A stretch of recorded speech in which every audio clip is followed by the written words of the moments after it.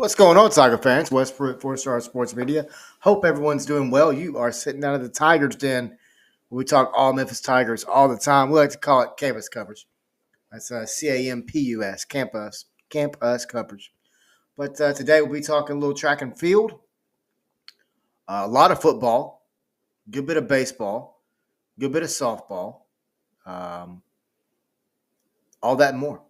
It's going to be a jam-packed show for you, as we always like to do here at Four Star Sports Media. By the way, if you are a parent and you are a parent of a little one, a little child that plays baseball, football, hockey, lacrosse, any of that, head over to sportboxco.com. When you do, type in www.sportsboxco.com/4 star sports. And when you do, you will receive a little gift from us to you, as we want to make it easier for you guys. What it is it's a monthly gift box. It has gear, it has helmets, batting gloves, shin guards, hockey sticks, water bottles. The list goes on and on. But our intro to the show is brought to you by Sportsbox Co. Head over there now and let them know that 4 Star Sports Media sent you by. John, welcome in, man. Sorry, had to get that little promo going out of the way there. Yeah, great way to start the show. Great promo, and that website will definitely come in handy yearly for a lot of kids, parents, you name it these days, right? Oh, 100%. 100%, man. All right, let's go ahead and dive into it, man. Let's start with a little bit of track and field, John. Baton Rouge, Louisiana. We saw Memphis thrower Gabriel Koletsky pick up third win of the season in the men's javelin throw on Saturday at the LSU Alumni Gold Invitational. The junior from Greece launched a 68.73 meter throw, winning out over a competitive field by over 2.5 meters. He's also picked up first place in the javelin at the Don McGarry Invitational and Bulldog Alumni Relays in March. Big time stuff there, man. This Memphis track and field team continues to impress. Big time win, though. Win by Gabriel. Gabriel. I apologize. Then you had top three. Kenny Guy finished second in men's 300 meter. Maddie Roberts finished second in women's hammer throw with 45.93 meters. Alex Boback finished third in men's 300 meter. Riley Simmons finished third in women's hammer throw with 54.72 meters. And Jalissa Smith finished third in women's 300 meter. Also, we had personal records by a litany of Tigers. But yeah, shout out the track and field for Memphis, both men and women. John, these athletes put it together. They work their tails off year in, year out. You got to give them some love, right? Yeah, absolutely. Even week in, week out, by their scheduling, they start out, anywhere from SEC country to Cape Girardeau, Missouri, and we know how much track and field means to the city of Memphis, as we have seen multiple sport athletes across the board do either football and track, or a little bit of basketball and track as well. But yeah, great start to the track and field season. I know they get the Memphis Tiger Invitational coming up this weekend, coming up next week. And then they all go out to the AAC Outdoor Championships in good old Charlotte, North Carolina. And I think a lot of people don't give this AAC enough credit for the track and field either, across the board either. Oh, I mean, it's just another sport that, you look at baseball right now, UTSA. They're taking on Memphis right now. It seems 30-18 or something on the season. I mean, they have an incredible record. on the year, 30-8 or something on the year. Incredible record. Good stuff though. All right, man. Let's move over to men's golf. Where three Tigers would finish in the top 15, bringing home a fourth place finish at the AAC Championship. Excuse me. Down in Sarasota, Florida. This was just a few days back. But the men's golf team would finish out the week strong. Like I said, three in the top 15 for individuals and secure a fourth place team overall. Finished 18 under for the week. Had its best round, the final round, at 7 under for the day, as Cian O'Connor would hit a 67, securing a new career best for him. But big time stuff, man, from golf, men's golf specifically. Fourth place finish, not bad, them, not bad at all. There's a lot of talented players over there at in the men's golf side of things on the campus of the university, John. Yeah, absolutely. And then the women's side of things, finished 6 out of the 11 teams in the American. You had the golf coach on a couple of weeks ago, and she probably talked about the national schedule. Yep. They either go to Knoxville one weekend, they go to Greenville one weekend, which is in conference, and then they go to where did they go? They went out of town to Puerto Rico, played in the Puerto Rico shootout hosted by Ball State University. And yeah, they might have finished sixth in that tournament, but these tournaments in general are all about exposure and just to get their name out there and just get them ready for the whatever happens in the amateur golf tournament right after that. Yeah, I mean, Jennifer Jordan spoke very openly about that team. They have a lot of fun, and the results are there. They're playing good golf, and great point there on the women. All right, man. Let's go ahead and jump over to, you know what? Let's talk baseball. The Tigers fell yesterday, 17-7 on Saturday afternoon to the Roadrunners UTSA. They're down in San Antonio right now.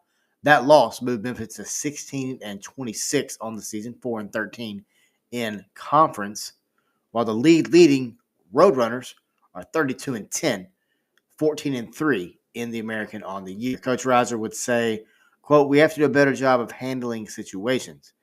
Every time we scratched a little closer, we gave them a little bit more. Now that the offense is going a little bit, we have to continue to pitch and play defense." What's your thoughts on that, John?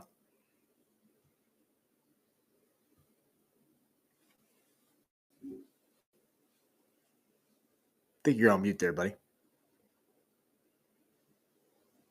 So I was doing a little bit of research at the same time while I'm off camera. But anyways, long story short, yeah, they brought up a great point because You're good.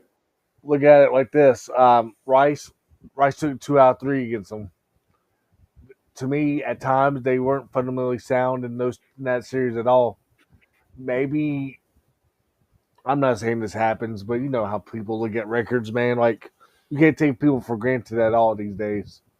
But these young players are stepping up sometimes as well when it matters most. And right now, Carter McKay, Jack Pitts, you name it, is getting a lot of playing time now due to either injuries or other issues on that baseball team. But man, you got to take 2 out of 3 against Rice. I'm sorry, but you should have. And right now, yeah, UTSA and is the team to beat an American, it seems. And right now, it is 5-5 in the bottom of the ninth against a UTSA team that has a runner on first right now with 1 out.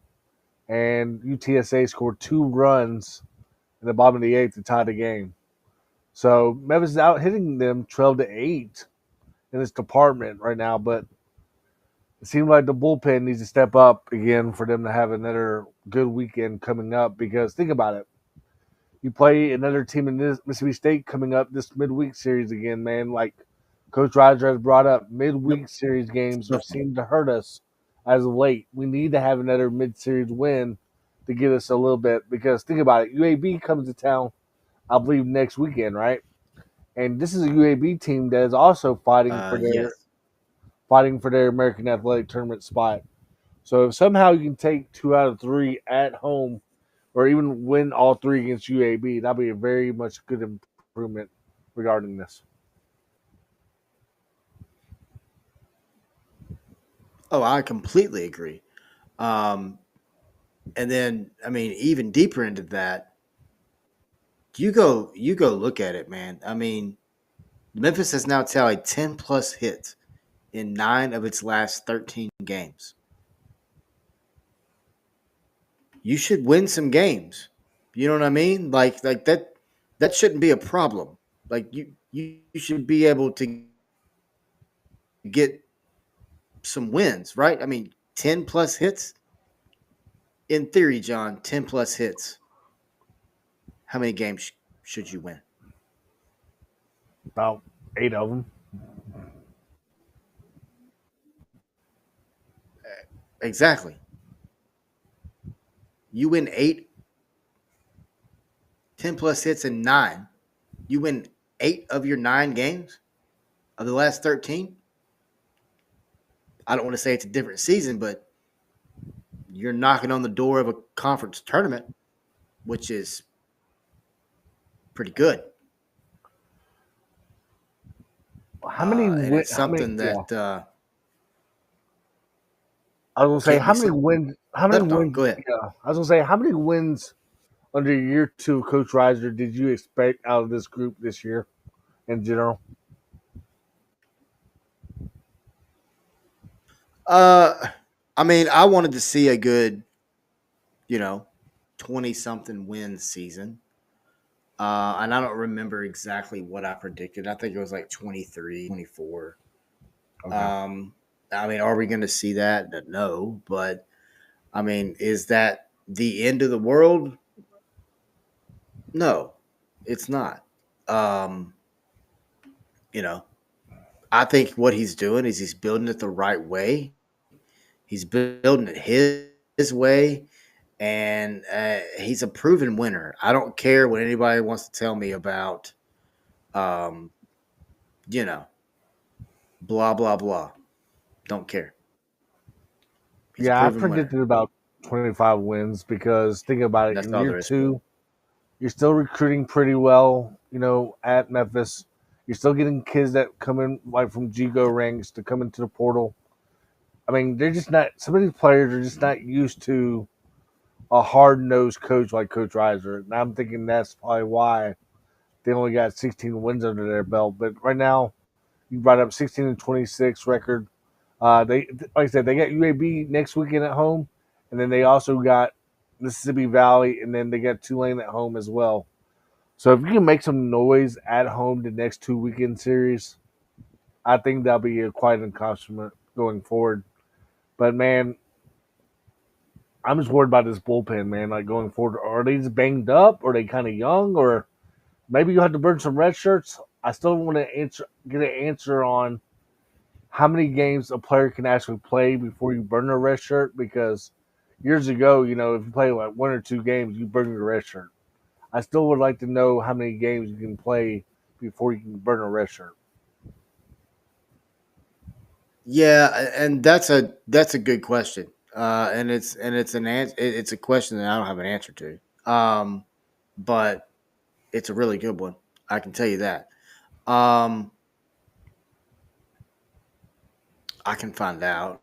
I mean, I'll reach out and I mean, I figure we can find out. Shouldn't be a problem. Um, I mean, we saw Jack Pitts have a good day yesterday. He went what 2 for 4. That's good stuff, man. That's that's what you need. You know what I mean? Like that's if you're Memphis baseball, that's what you want. You want that. Um, and then, like I said, it's good to see. It's good to see freshmen. To your point, guys like Pitts, guys like Carter McKay's another one. CJ Willis, Other guys. I mean, I'm not just pinpointing those two. right? Yeah, I mean, I was gonna say like there's plenty. I mean, go back and look and see how many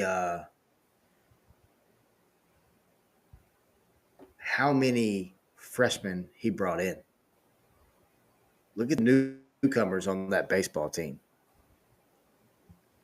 You might be surprised um, just how many are freshmen. I think it probably would surprise some people Hmm. just how many are freshmen. Um, What would you like to see the RPI at before the season ends? uh, man, that's tough. That's tough. Just to get some improvement for next year. I know the strength of schedule this year was only Yeah, 195, or not 195, but 154. I think this schedule is going to get better eventually with time because Riser does have connections, and I know Ed Scott definitely has some connections as well. So hopefully the schedule does get better going forward because right now they're at 202. 100%. Quad fours 10-7, quad threes 2-9, quad two you're 4-6, and then quad one wins 0-4. I'd like to see it at least 150 to 180 range because the teams like UAB and Tulane, like we brought up, are above you in that RPI and Mhm. they can help you out. Very much so. Very, very much so. They definitely can help you out. And that's something that, I mean, that's something that they're going to need. Memphis is going to, I mean, I'm not trying to be rude when I say that, but let's just be honest. I mean, Memphis is going to need some help. You know what I'm saying? I mean, let's just kind of call a spade here. All right, John, let's go ahead and jump over to softball as Memphis would fall today to, I mean, a good, really good softball team. Mercy Rule 10-2, third contest of the weekend against Florida Atlantic. Florida Atlantic is 41-9, by the way, 20-4 on the season. Memphis, with the loss, is now 17-33, 4-20 in the conference. Memphis would open it up with score a run in the first inning on an RBI by Zoe Adebayo. More on her in just a minute. Simeon would score after leading off the game with a triple to right center field. A 4-run first inning would put FAU up in the early stages of the game. The would pick up a run in the third inning on a two out RBI by Kayla Clement. That was Clement's second of the series and resulted in her first RBI of the season. The game would end on a 3-run home run when Kyla Hammonds, which would enact the mercy rule. All 3 runs were unearned due to a defensive error on the previous plate error. Riley Dugard would throw the final 4 innings, allowing 3 unearned runs. Tanaya Brown would be tagged with a loss after going .2 innings, falling to 4-7 on the season. The Tigers pitching staff did not record a strikeout in the series finale in the season. The strikeout totals were 24-4. I'll say that again. The strikeout totals were 24-4 in the favor of FAU. We talked about Simeon. She went 2 for 3 with a triple and 2 home runs in her first start of the year at shortstop. I'm sorry, 2 runs scored. I apologize. I said 2 home runs. A triple and 2 runs scored, which, like I said, was her first of the year. Zoe Adebayo would go 0 for 1 at the plate with an RBI.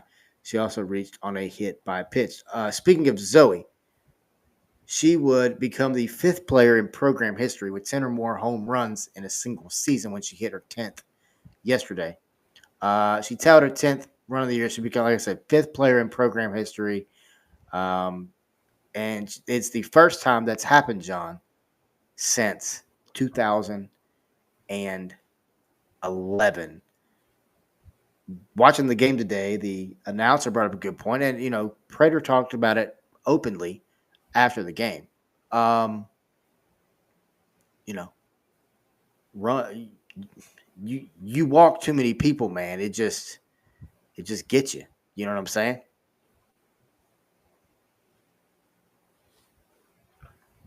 Yeah, absolutely. You brought up a great point regarding Florida Atlantic's record. They won 40 games for a reason.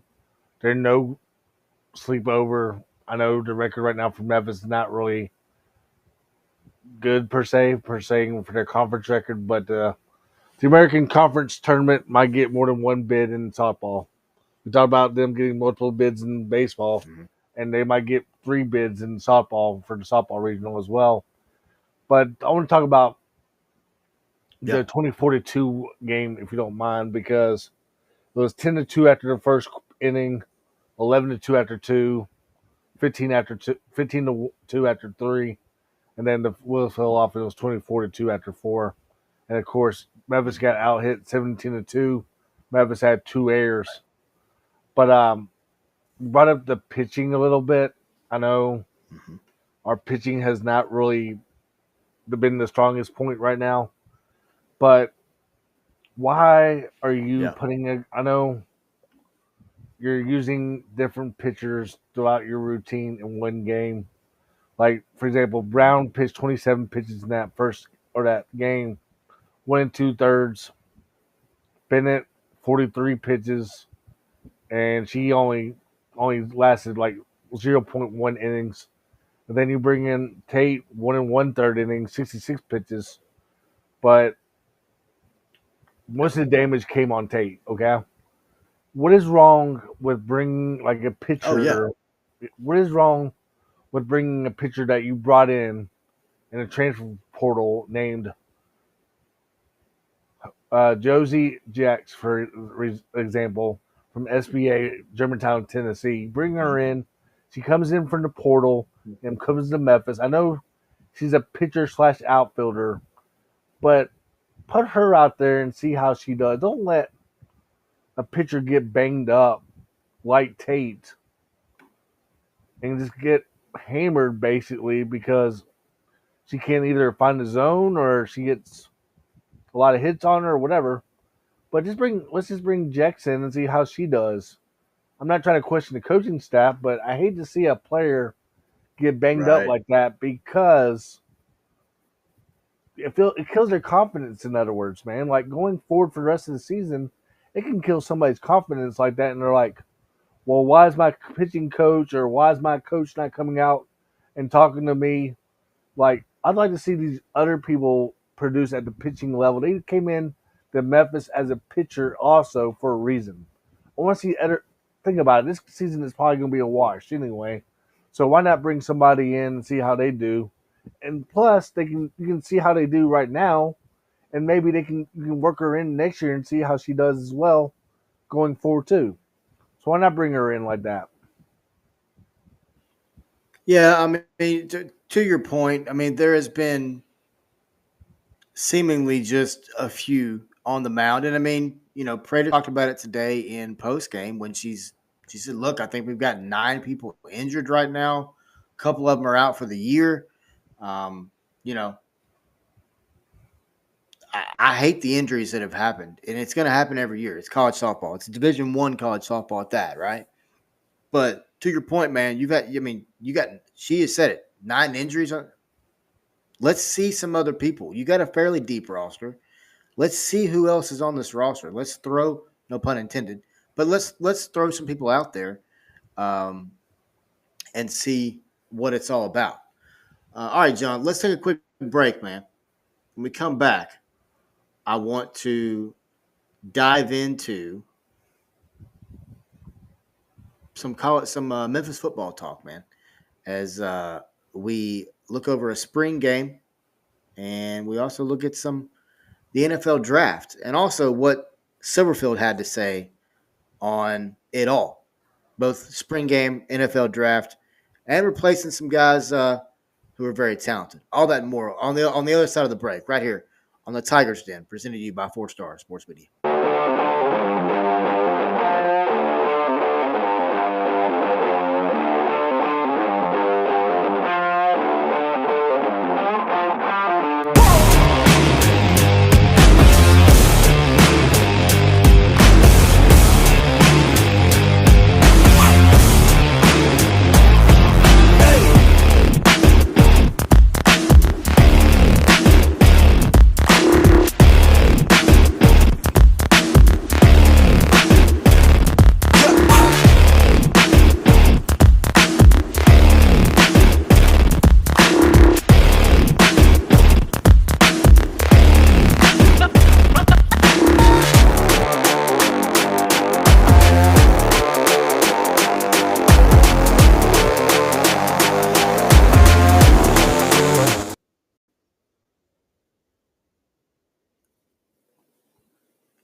Folks, are you looking for a crisp, refreshing, non alcoholic beverage that you can have a few at dinner and not have to worry about getting in trouble behind the wheel?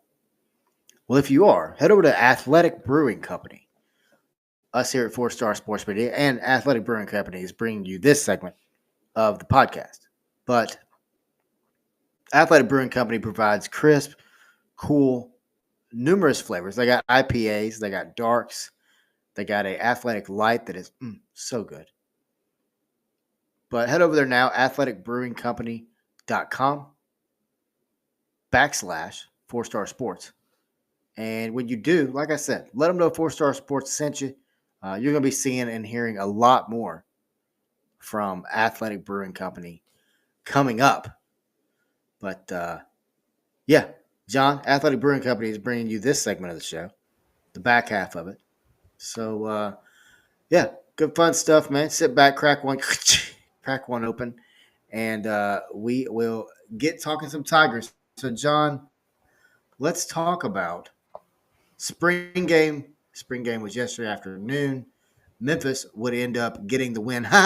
Memphis won 14-3, John. But the Go great Tigers, team go. would get the win 14-3. Of course. Oh, of course.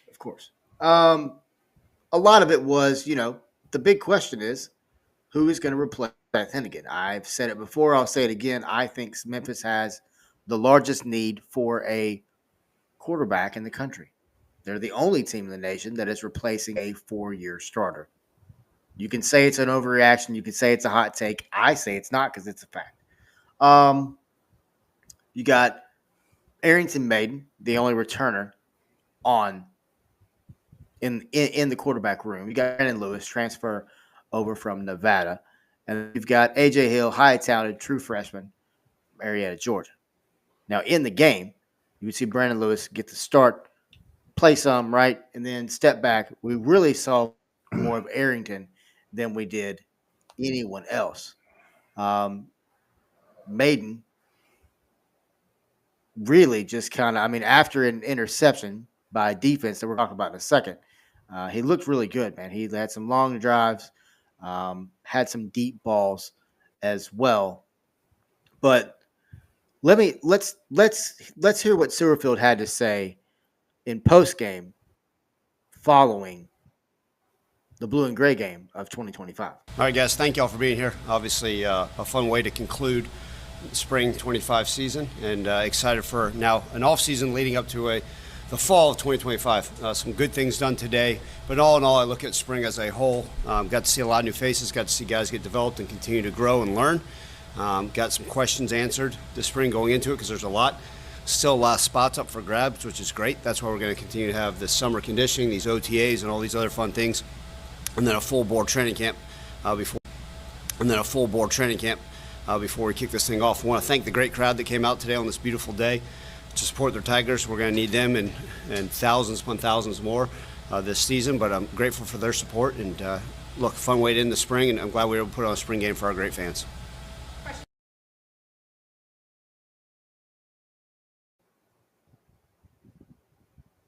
I like it. I have to admit, man, I like it. I like what I hear from him. John, what's your thoughts on what Ryan Sewerfield he's been consistently winning since he took over for Mike Norvell as he enters now his 6th season as the head coach? Well, I'm gonna be honest with you. I hadn't heard nothing. I didn't hear nothing out of that mouth of Ryan. I guess maybe because of a little bit of technical difficulty on my end, maybe. But I really don't know, Wes. I'm sorry I didn't hear him say anything.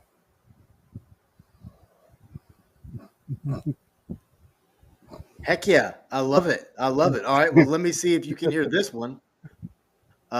This is Ryan Sewerfield talking about why he does spring games.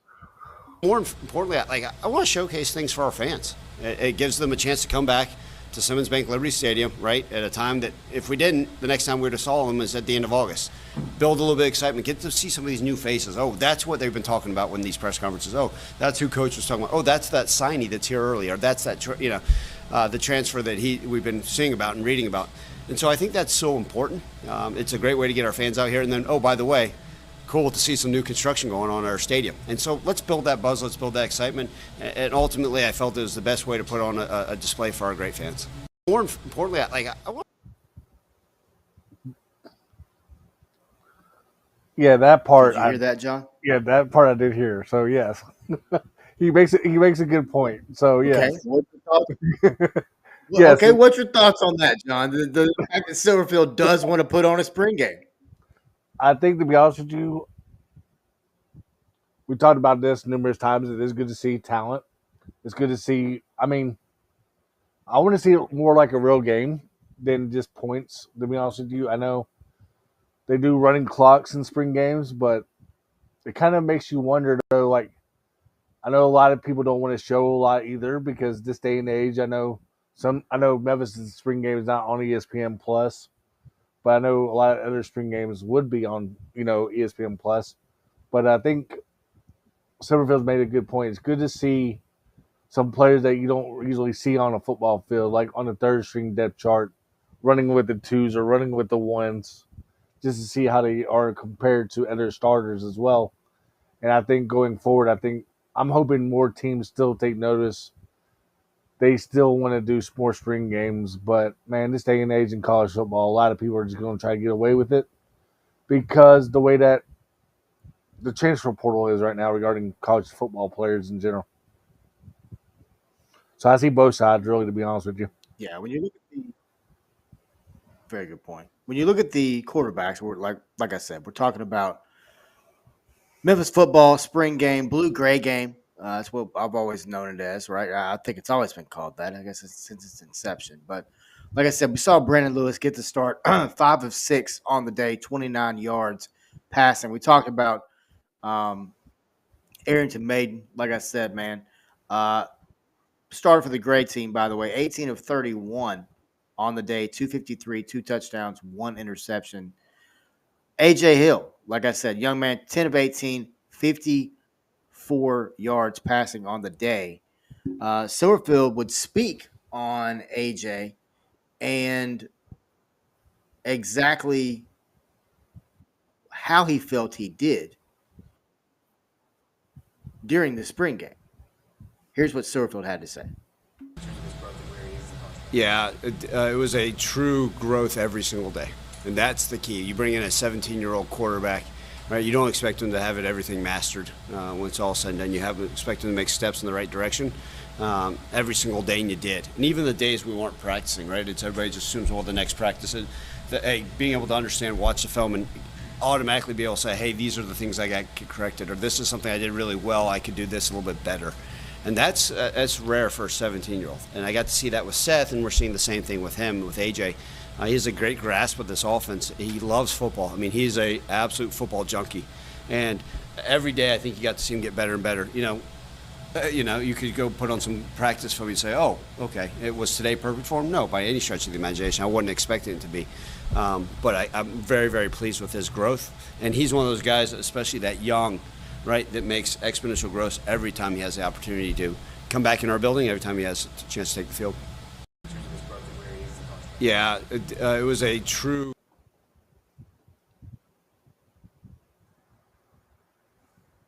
I love his transparency, man. He talked about how, hey, look, he's 17 years old, right? He's young, and at the same time, I think Silverwood also understands, there's no need to put unrealistic expectations on these guys, right, John? I mean, he's not Seth Hennigan. Seth Hennigan's not there anymore. I mean, we're going to talk about him in just a minute, but another year of portal players, John. On the offensive side, CJ Smith, wide receiver from Purdue, also played at Georgia. Let's also not forget about this, John. Memphis lost all their starting wide receivers from last season. Mm-hmm. That's tough, man. That's tough. Um, the scary thing is, offensive coordinator Tim Cramsey, Silverfield talked about it too. They expect Memphis as a team, but specifically the offense, to be faster than they were in 2024. If that's the case, this team might be really, really, really good. But Smith had 6 catches, 102 yards, 60-yard touchdown. He absolutely left the Memphis defense in the dust. And I think this Memphis defense may be one of the best we've seen possibly in about a decade. What's your thoughts on how Silverfield has continued to build through the portal?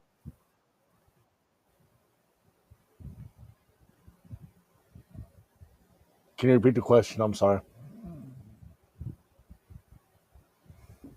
What's your thoughts on how Silverfield has continued to build this roster, not just for now, but for the future through the transfer portal? Yeah, you brought up C.J. Smith, the guy from Purdue. Whether it's on offense or defense or special teams, he always seems to find a way. I mean, think about it. You just got a kid that came in from Chattanooga who's played some career games at Chattanooga, and now he's going to be maybe possibly, I'm not saying he's going to be a starter right away because he's still got to earn it, but he gives you more depth at that position, at the corner position now, because that's where Memphis is maybe a little bit young in some spots that don't have that much game experience. So it's good to see him still getting players to actually commit to Memphis from other places like Chattanooga or other schools in general, and this gives them more game experience on that defensive side of football. That's a really good point. Speaking of the defensive side, obviously Chandler Martin's no longer there. We'll talk about Chandler here in a minute. But Silverfield talked about having to replace guys like Chandler and others. Here's what he had to say. Yeah, I mean, Chandler Martin's obviously was an ultimate linebacker here, right? Obviously, we know what he's capable of doing in this conference, and hopefully he has the opportunity to show it in the NFL. But we brought in a bunch of linebackers. We also have linebackers on this team already that we feel like are capable. I'll never ask them to fill the shoes of a guy. I'll never ask them to fill the shoes of a guy like that, just like I'm never asking one of these quarterbacks to fill the shoes of Seth Hingham. Go be your own guy, and you're going to go out there and have success. But we feel like we got a bunch of capable guys. As I was mentioning with the quarterback room, like we bought in a bunch of linebackers. We had guys that are returning that are all capable. And so I can sleep well at night knowing we got some dudes out there. Chandler is obviously a very, very special one. Man, it'd be great if one of those guys kind of plays like he does. We'll all be very, very happy. But I do feel confident we got a bunch of guys out there that can make plays for us. There's confidence there, man. There's definite confidence there from Ryan Silverfield. And look, second full season with Jordan Cramsey. I thought the defense for Memphis performed well last season. We saw another really strong performance from them during the bowl game, right? West Virginia, nice win. I don't care what anybody tells me. It was a nice win over a Power 5 program. As we wrap up spring game here, John, there's a lot of talent on this Memphis team. Now, it's going to be interesting to see what transpires between now and the beginning of the season. But overall, I think coach was pleased. I think many fans were pleased. I didn't hear a lot of groveling from fans. Matter of fact, I've talked to some former players, one of which we're going to talk about here in a minute. But all in all, I think it was a good day. They had some little contests, things like that, some little events going on pregame too, and then of course you had like a little fan day type deal postgame, which like we've talked about previously, I absolutely love. Man, I think a pregame or a fan day deal is great for a college football team. What position on what positions are you kind of looking forward to see how it all plays out? Oh, I mean, I think wide receiver is going to be very interesting room to watch. I think quarterback's the number one, right? Um, but in my mind, I mean, I want to know what kind of offensive line we've got to block for whatever quarterback's playing, right? Running back room is going to be very interesting with Sutton Smith back. We know what Sutton Smith can do. We know what Greg DeWosier can do. Makari Bodford, we saw a little bit of him last year. Are we going to see the same? He's more of a bigger guy, but he can also leave you too. So wide receiver for sure, man. I think wide receiver is going to be really interesting. I think offense as a whole. How will this team look without Seth Hennigan at the helm? How will this offense look in Tim Cramsey without Seth? It's going to be very interesting to watch. And then the other thing is special teams. I think that's something that Memphis has kind of built a reputation on throughout the years of being strong. I want to see who can Memphis put back there to be a weapon in the punt return game, in the kick return game. Things that can things that can flip momentum quickly or easily, or who can also steal momentum from a team that has it. You return a 98-yard kickoff, you immediately grip momentum out of their hands quite quickly. So I'm very interested to see um, how all that transpires. And then, John, the last one, I want to see how this staff continues to work. I know it's not really it's separate from the team, but it's really not. I think Silverfield's very unfazed by any doubter that he's had since he's been at Memphis, and there's been plenty. Whether they want to admit it or not is a different story. But I'm very interested to see how this staff can continue to work together in the age of the transfer portal to remain a successful team. I'm anxious to see how the kickers are going to be. Yeah, because you got to think about it. In years No doubt. past, like, man, we either had one kicker do kickoffs and then one kicker do special teams, then vice versa. They go back and forth a lot. Um, it's because they had the kicking struggles a little bit in the previous years as well. Another position, offensive line. Yeah, you lose one of your leaders in offensive line to the transfer portal to Colorado. So I may see how that plays out because you might move some people around that are not familiar with that position, like from a left guard to a right guard, et cetera, et cetera, et cetera. And then another position I'm kind of going to be anxious to see how that plays out is going to be the defensive back room. You lose a player like Julian Barnett to the NFL free agency. So I'm anxious to see how that defensive back room plays out with a Cameron Miller out there as well. So it'd be interesting to see how those three phases all phase out during the fall camp.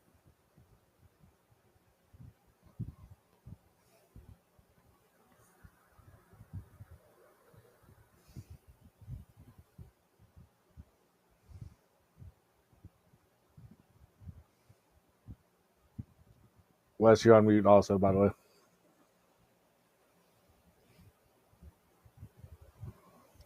Appreciate that. So the 257th overall pick has been coined Mr. Irrelevant, the title given annually to the final pick of the draft, right? This year, it was Kobe Minor, um, the defensive back from Memphis, as he is now the second Tiger to be named Mr. Irrelevant. John, can you tell me who the other Tiger was? No, do not. So defensive back Lonnie Ballantyne back in the day was also drafted from the Houston Texans as Mr. Irrelevant. Minor is the with the selection. Minor is now the first Tiger drafted since 2022, when Dylan Parham was a third round, 90th overall, and Calvin Austin III was taken in the fourth round, 138th overall in that draft. There has been at least one Tiger, excuse me, selected in 10 of the past 12 NFL drafts, with 16 players taking over that span. Minor helped Memphis to an 11-2 record last season as well, capping off back-to-back double-digit win seasons for the first time in program history, including the second time that Memphis has won 11-plus games.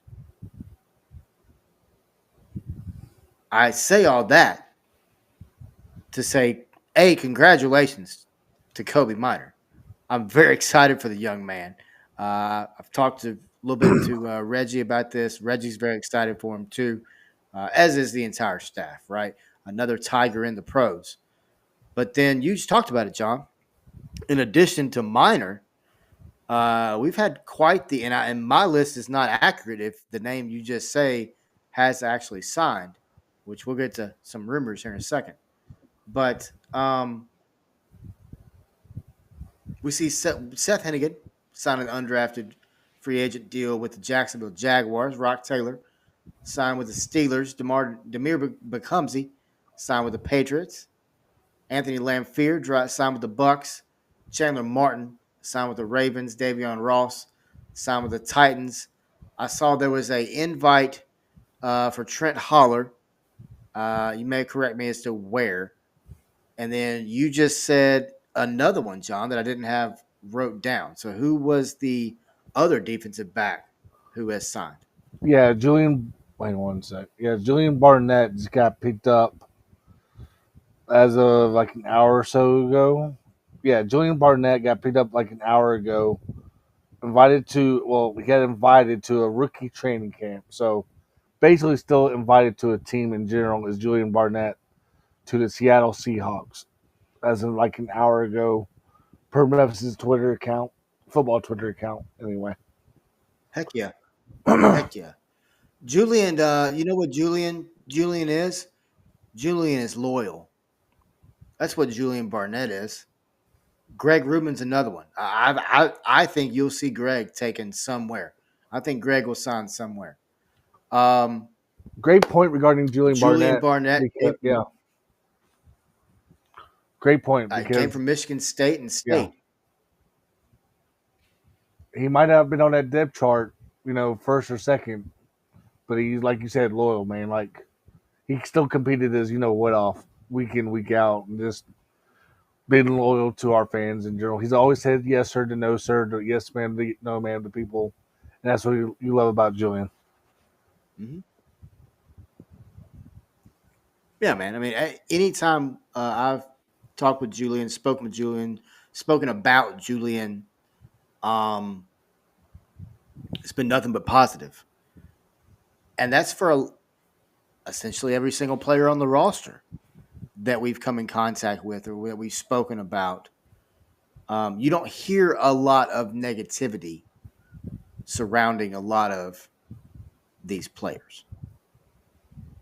And that brings me to, I call it den talk, but like the final point, final conversation, final whatever. Den talk is what we call it. But the question is this, John, or the topic is this. What would you say is the state of the University of Memphis as a campus athletically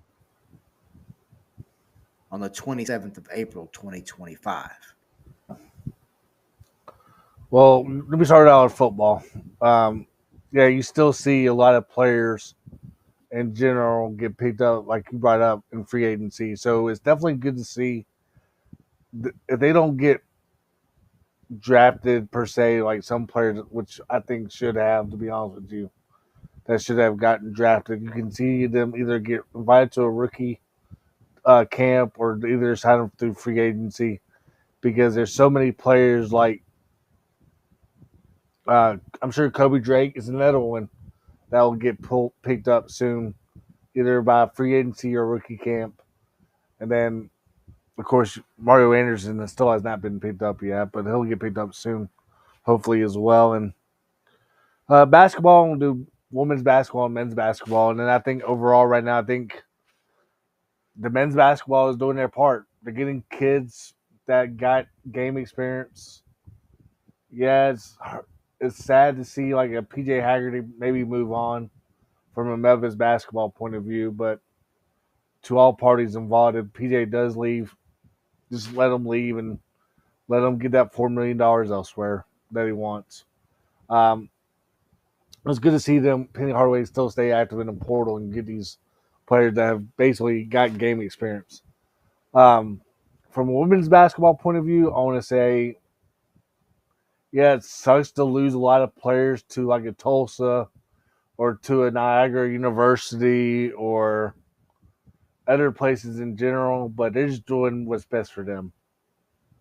Yeah, Memphis is rebuilding again for women's basketball, but it's just going to take some time for them to rebuild. I think again, but from other sports, we brought up like soccer or in the years past, but soccer, track, baseball, and softball. I think if we can just do a little bit more recruiting on that side for baseball and softball, I think we'll be okay, especially in the softball department. I think if she can somehow get Lusat from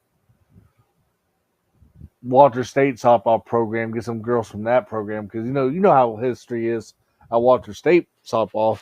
They win 40 games a year, it seems, in JUCO. If you can get a few girls from JUCO ranks from the surrounding states like Tennessee, Mississippi, Alabama, or even Arkansas, or even get some girls local that produce at a high level, like at Arlington or Collierville or wherever, and get them on your roster, I think you'll be okay in the softball department.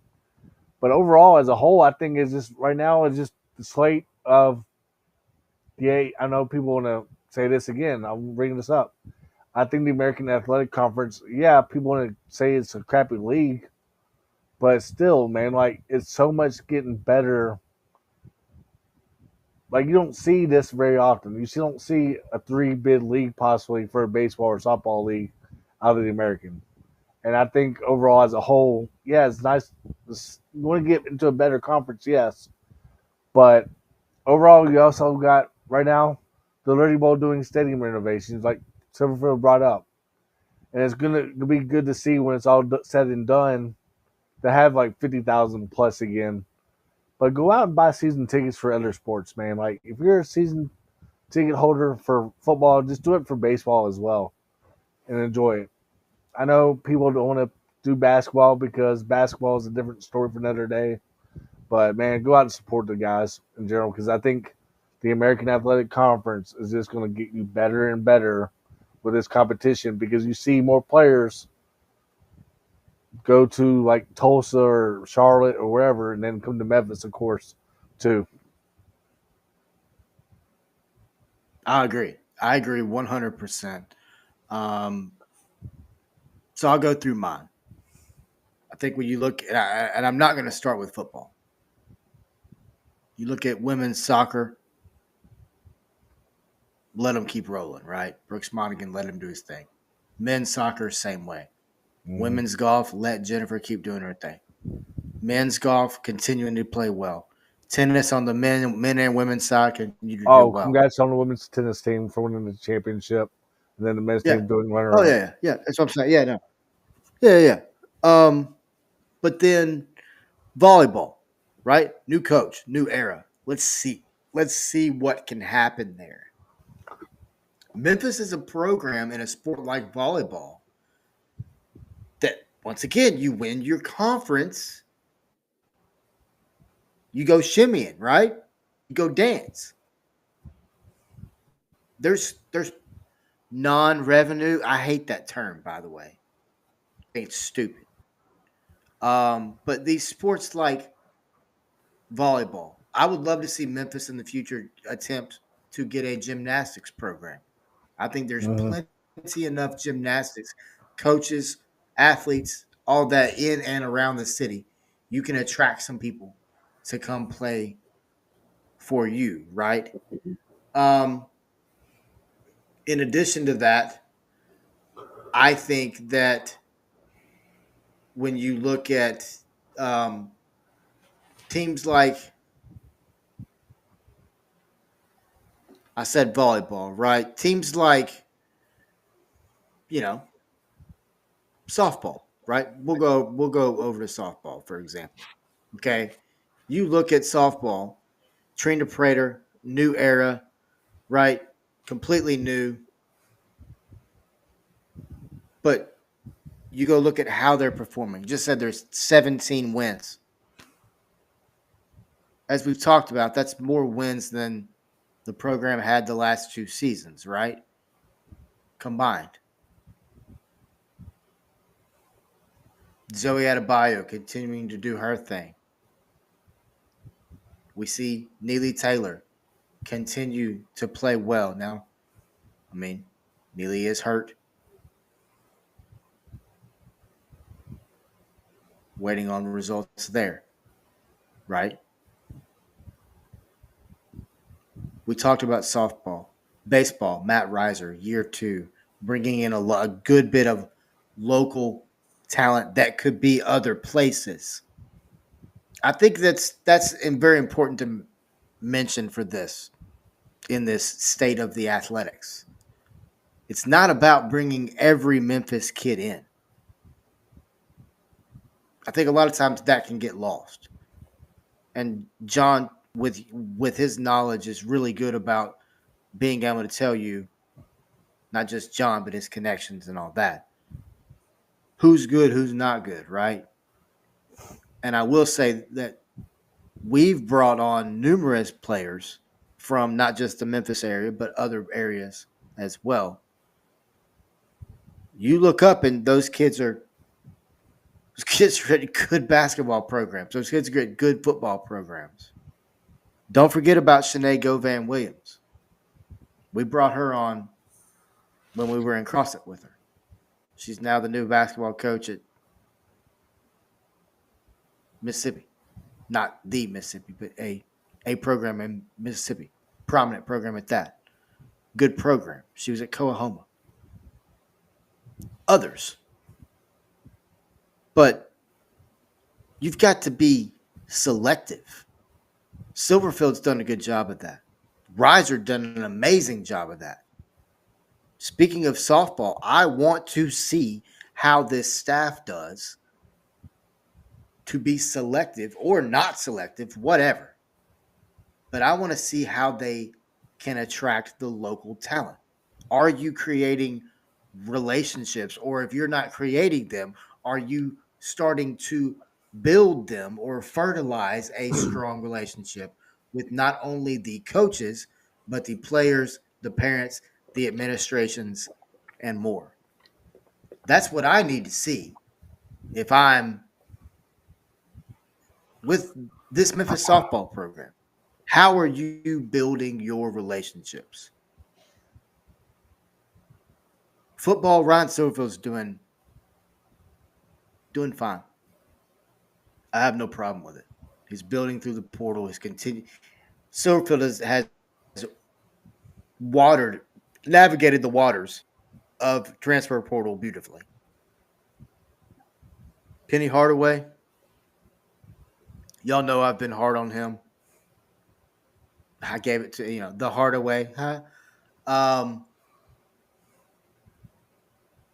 But this year was a great success.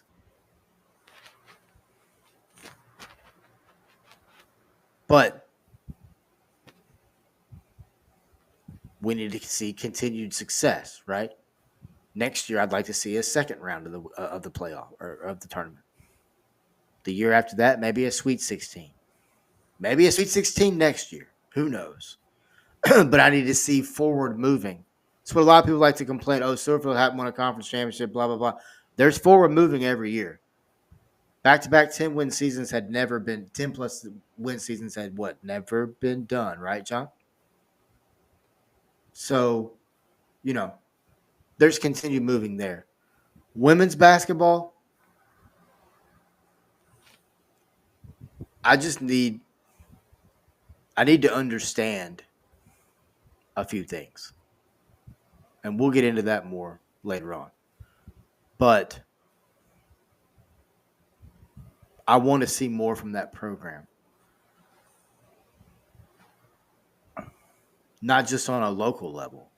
I want to see more from that program on a energy level. Staff, team, everything. Because I feel like there was times this year that it was just like, yeah, let's just lay down and take this. It's over with. And you don't see that anywhere else on campus that I've seen or that I've read about or watched or whatever. And that's my 2 cents, right? I will say this. I think Memphis is an attractive campus to Power 5 or Power 4, whatever you want to call them, to the big conferences. I think a conference like the ACC, the Big 12, things like that could very well come calling in the next few years. But just wanted to wrap it up. I mean, it was a longer show, but wanted to wrap it up there on a positive note. You know what I mean? I mean, I think at the end of the day, the campus, the campus athletically, uh, academically, Memphis is there. Okay, I don't want to take. I don't want to go. I don't want to take anything away from them there. You're a Carnegie member program. That's very important, folks. R1 Carnegie program. Memphis is it. Also, you're opting into things like revenue sharing, things like that. Memphis was one of the first non-group of fours to do it, to opt in. It's smart. Ed Scott, to your point, John. Ed Scott, as an athletic director, he's trying to move ahead of this, right? I think Memphis is going to end up where he was just at. If you want my honest opinion, like I said, I think it could happen a little sooner than others think. Go ahead. Guys, score update from San Antonio. Memphis lost 6-5 in the bottom of the 11th inning. Sanders, the closer from Memphis, got one out, and then a batter walked on a 3-1 count. Got another fly out with 2 outs. The runner from first stole second, so next batter walked. Next batter got a hit by pitch, and then UTSA wins on a single to sweep the Tigers baseball team 6-5. So heartbreaker there. All right.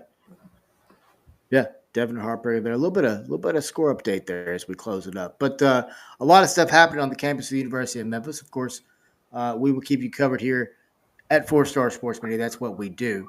And if you're needing tickets for not only the University of Memphis, but any other event, really, concert, play, NASCAR. We got NASCAR. We got Talladega. It's Dega, baby. Dega's going on. Any of these, man, reach out to SeatGeek, right? As we close up, I want to mention SeatGeek as well.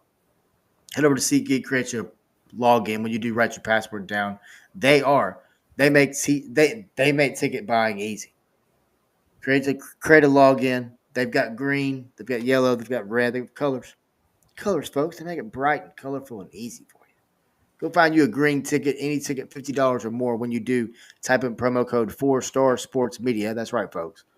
We here at 4-Star Sports Media are helping you. Type in 4-Star Sports Media, and when you do, you will save $20 off your first ticket purchase. If you don't believe me, ask John Sturdivant and others who have used this promo code. We do a great job here. We appreciate you watching. We appreciate you listening. As always, thank you to John Sturdivant for joining me today, and for all of us here at 4-Star Sports Media. As always, folks,